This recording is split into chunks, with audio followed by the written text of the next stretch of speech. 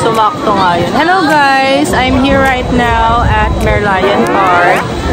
And susubukan nating uminom ng tubig mula sa Merlion. Sariling sikap. Ignore the pimple. Yan, ganyan. Dapat ganyan. Try natin malapitan.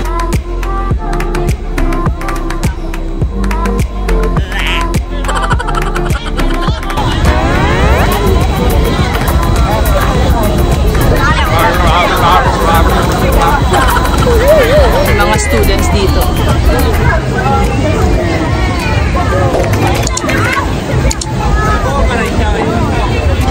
I think they are elementary students or high school. Hindi, elementary, maliliit.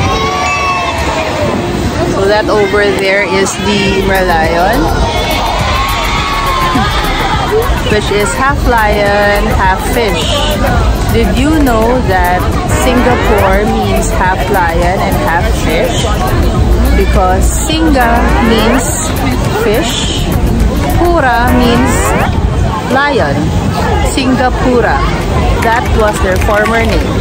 And now they are called Singapore. That's a short history about the country. And kaka 54th anniversary lang nila. 50 years mahigit lang sila years old. But they are a fully developed and rich country.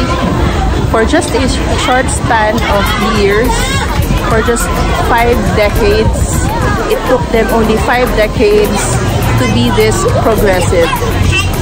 Well, it's because Singapore is just a small country. That's why it's easy to manage a small country, right? Unlike in the Philippines, we are an archipelago. We need to travel by air or by sea.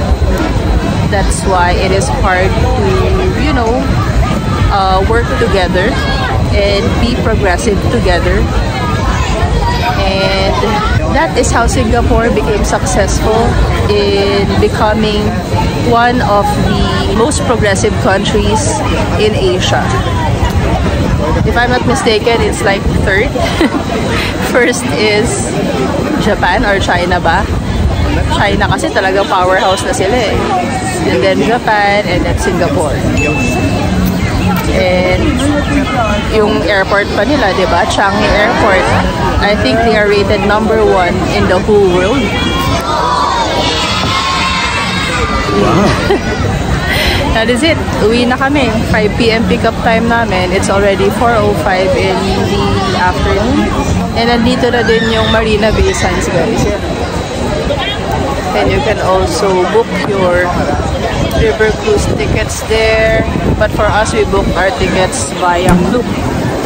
Mas mura siya ng 100 pesos compared to KKday. Sa KKday kasi 1,100 plus.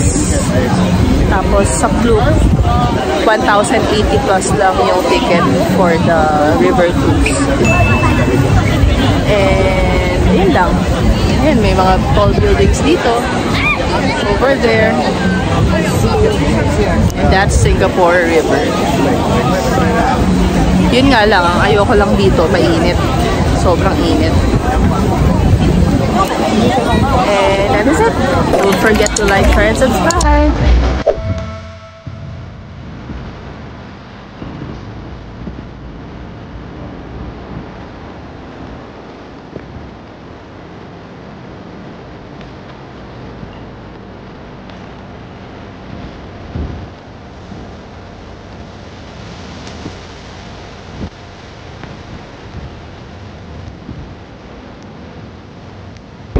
Starbucks with it.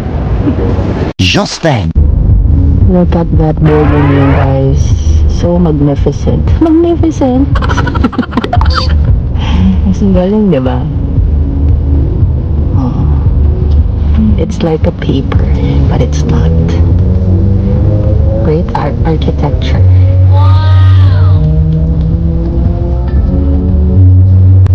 Sobrang liit ng Singapore. Lahat na ng mga tourist spots are just close by from each other.